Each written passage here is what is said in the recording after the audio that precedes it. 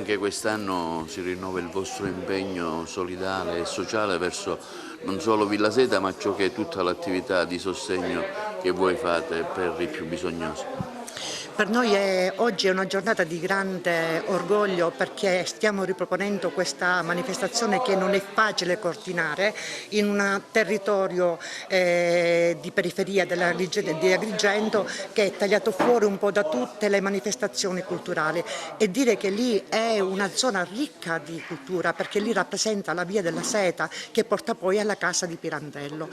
Per noi è stato un dovere, rivalutare la zona, ma nel contempo è un piacere dopo il successo che è stato raggiunto lo scorso anno, che ha visto la partecipazione attiva di tutti gli abitanti del quartiere. Quest'anno praticamente lo renderemo più ricco questo evento, introducendo tornei che sono di calciobalilla, di braccio di ferro, di briscola, proprio tornei popolari che servono proprio a tenere viva l'atmosfera natalizia di Villa Seta. Le novene saranno fatte in più punti perché il territorio è vastissimo e comprende non solo Villa Seta ma anche Monserrato, quindi ci saranno previsti anche delle puntate in piazza Madonna della Catena, anche a Monserrato e in qualche altro posto. Ci stiamo lavorando bene stavolta. A nome del signor Questore Ottessi Raggi siamo venuti a portare la nostra solidarietà a questa iniziativa lodevole promossa dal territorio dall'Associazione Volontari di Strada. La Polizia di Stato è vicina e sempre prossima alle iniziative che si sviluppano nel territorio.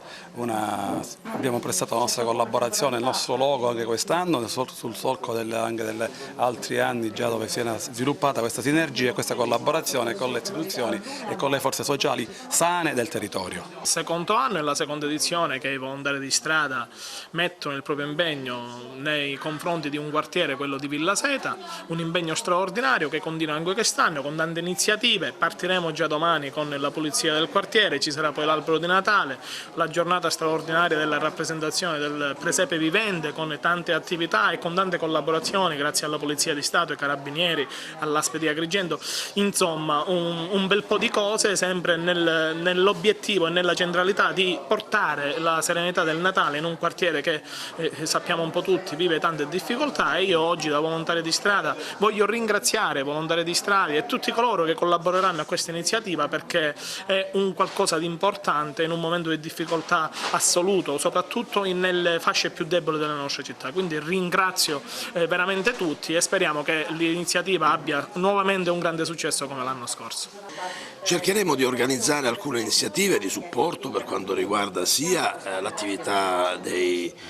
volontari di strada, loro faranno questa riqualificazione dell'area di Fontanelle e noi cercheremo di mettere quello che si può mettere in campo dal punto di vista dei mezzi per la raccolta e qualche strumentazione se sarà possibile fornirla. C'è una forte attenzione rispetto a queste associazioni che si muovono per dare sostegno a chi sta male, a chi ha poco, ed è una città che soffre tantissimo questo disagio.